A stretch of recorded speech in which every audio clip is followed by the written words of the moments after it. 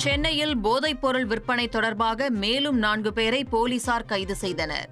கொத்தவால்சாவடி பகுதியில் போதைப்பொருள் விற்பனை தொடர்பாக மனுஷ் மற்றும் ரோஹித் ஆகிய இருவரை போலீசார் கைது செய்து சிறையில் அடைத்தனர்.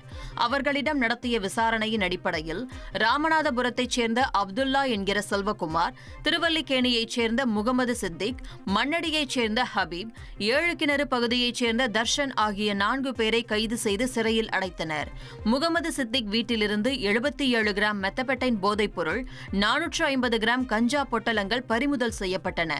பெங்களூருவில் இருந்து ரயில் மற்றும் கார் மூலம் போதைப் பொருளை மொத்தமாக கொள்முதல் செய்து சென்னையில் விற்பனையில் ஈடுபட்டதும், இன்ஸ்டாகிராம், ஃபேஸ்புக், மெசஞ்சர் மூலம் ஆர்டர் பெற்று அப்பகுதிக்கு சென்று விற்பனை செய்து வந்ததும் விசாரணையில் தெரியவந்துள்ளது. திருவனந்தபுரம் கோட்டத்தில் நடைபெறவுள்ள பராமரிப்பு பணிகள் காரணமாக வரும் நாட்களில் சில எக்ஸ்பிரஸ் ரயில்கள் பகுதி நேரமாக ரத்து செய்யப்படுவதாக தெற்கு ரயில்வே அறிவித்துள்ளது. Chennai Egmore Guruvayur express, Howrah Kanyakumari express, Tambaram Nagercoil Antyodaya express, Trichy Thiruvananthapuram express மற்றும் நாகர்கோவில் கோவை எக்ஸ்பிரஸ் உள்ளிட்ட ரயில்கள் குறிப்பிடப்பட்ட வழித்தடங்களுக்கு இடையே ரத்து செய்யப்படுவதாக தெரிவிக்கப்பட்டுள்ளது. எனவே பயணிகள் தங்கள் பயணத்திற்கு முன் இந்த அறிவிப்புகளை சரிபார்த்துக் கொள்ளுமாறு அறிவுறுத்தப்பட்டுள்ளது. ஆந்திர வனப்பகுதியில் புலியிடமிருந்து தனது குட்டியை தாய் கரடி மீட்ட காட்சிகள் வெளியாகியுள்ளன.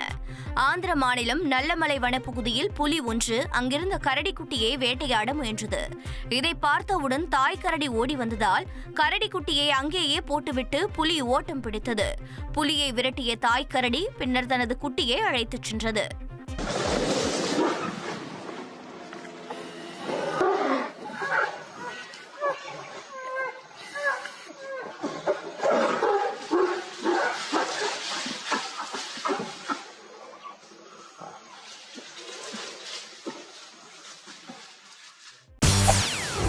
செய்திகளை உடனுக்குடன் தெரிந்து கொள்ள உடனே சப்ஸ்கிரைப் பண்ணுங்க.